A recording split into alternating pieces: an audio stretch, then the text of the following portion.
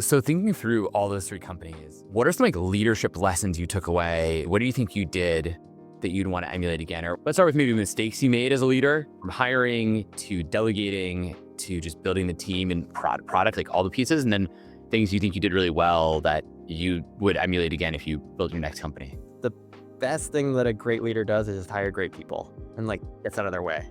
I mean, I was really lucky to work with just super talented people who were self-motivated, who had high standards, who were creative, who were kind, transparent. And so I feel really lucky about the people that I got to work with across these different companies. Being transparent is really valuable and powerful. And, big companies can't really do this as easily. And this is an advantage that startups have, is you can just be transparent. You can say, here's what I'm thinking. Here's why I'm thinking it. I might be wrong, but here's why I think I'm right. And it's easier to have honest conversations when you have a small company. And I think you're bringing people along on the mission is really powerful.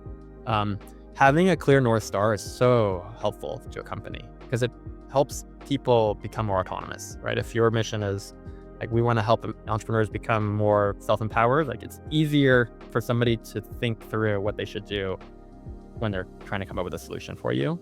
For us, for Bidney, we want to build the world's most creator-friendly video platform. And we thought really deeply about how we can actually help creators. For Knowable, we wanted to build the world's first audio-first learning platform, and we did it.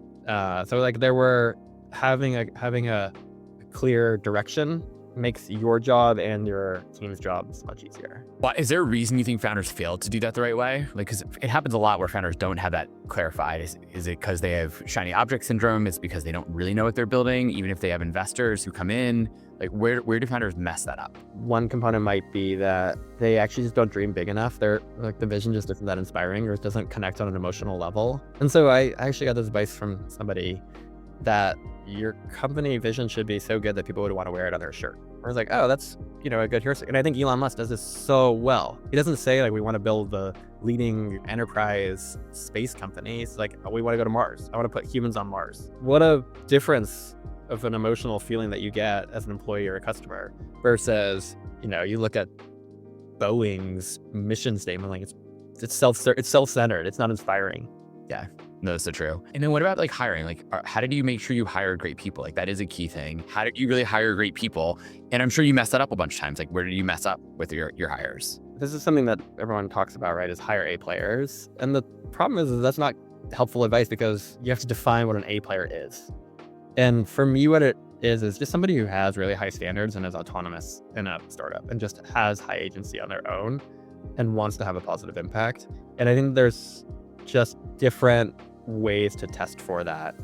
But ultimately it comes down to when you're working with them, do other people think that they're doing great work or not? Like if the other people don't think this person's amazing, then you've probably lowered your bar too far. Do you then let those people go and just say, we got to move on? Or how do you do that and kind of keep that culture high if you realize someone's not a fit? It's so easy to say hire slow and fire fast. It's really easy to dispel that advice. It's actually really hard to do. It's hard to fire somebody because you brought them on, you probably worked a lot to get them to sign the papers and convince them to join you. And now, maybe pretty quickly you're realizing, oh, you made a mistake. So I think you have to build that muscle though. And it's just one of those things like anything that when you do it more, you do get better at it. And it's actually the more humane thing to do is if you're not comfortable with somebody, then they're probably not comfortable either. And so I think decreasing the amount of time between thinking the thought of, I should probably let this person go and actually letting them go is a valuable skill that founders do develop.